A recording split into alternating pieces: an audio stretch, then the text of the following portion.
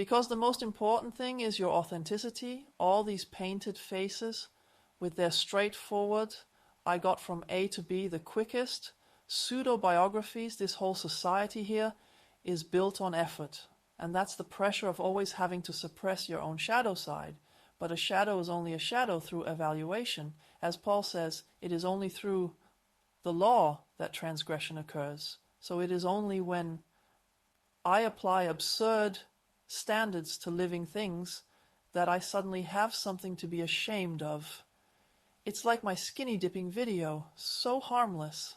In November, at the beginning, still wearing a sweater and freezing, I'm standing in the water in a strong wind, and YouTube blocks it as pornography. I asked myself, who should be ashamed now? Should I be ashamed because you're trying to convince me that it's pornography? Nobody thinks about that. Are you ashamed that the human body is now considered unsightly in public, but depictions of violence, weapons, and fights are allowed to appear on YouTube? Well, I wouldn't censor violence either. It has to be talked about. But then you look at the ratings of this mass media. My own naked ass is not allowed to come out of the natural sea and is censored. But punching someone in the face with your fist is considered normal in this culture.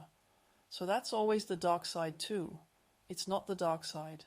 You will discover this despair to the point of possibly wanting to take your own life, having gone far beyond the limits, and therefore having cries full of hatred and anger pent up. And so, that is the dark side, but none of it is wrong. But it's not about acting out. And if you develop this compassion and compassion for yourselves, that's the most important thing. Because people don't know compassionate people anymore. They almost only know judgers. I now call the adults from my perspective as a child. Adults are the wrongdoers. I could almost write a novel about it. Sometimes I also call them the adults, or the pain makers and the fear makers, or the censors. But they only do that because they are unconscious. So that's the only sin, so to speak. Life is not good enough for adults. They think everything has to be better. The tree has to be better.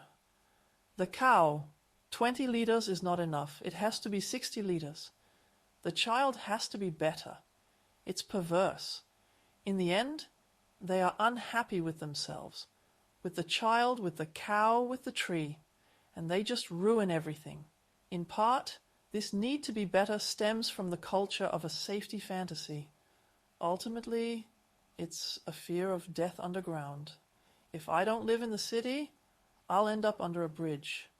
If I don't live in the city, a wild boar or something will eat me. I need the city.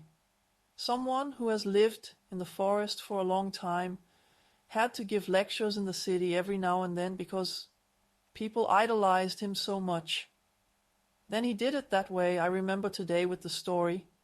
Then he did it that way because he didn't want to sleep in a hotel. Even when he gave a lecture in the city, he still had a lounger in the evening and his reindeer skin and stuff like that.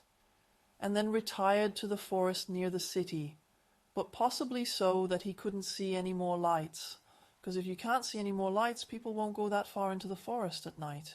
He was safe from people there. And then he always saw the homeless lying in their rags in the city, and he felt so sorry for them, because he thought, yes, I'll tell someone. You'll always be miserable here. But why don't you sleep in the forest? There you have the stars. There you feel your greatness. The forest gives you strength.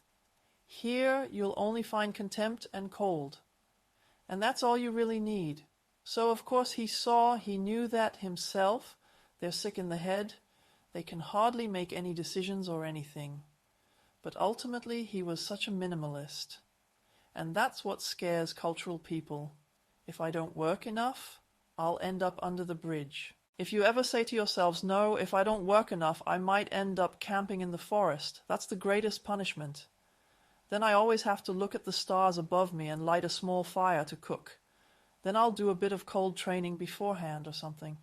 So you can prepare for that kind of outdoor life.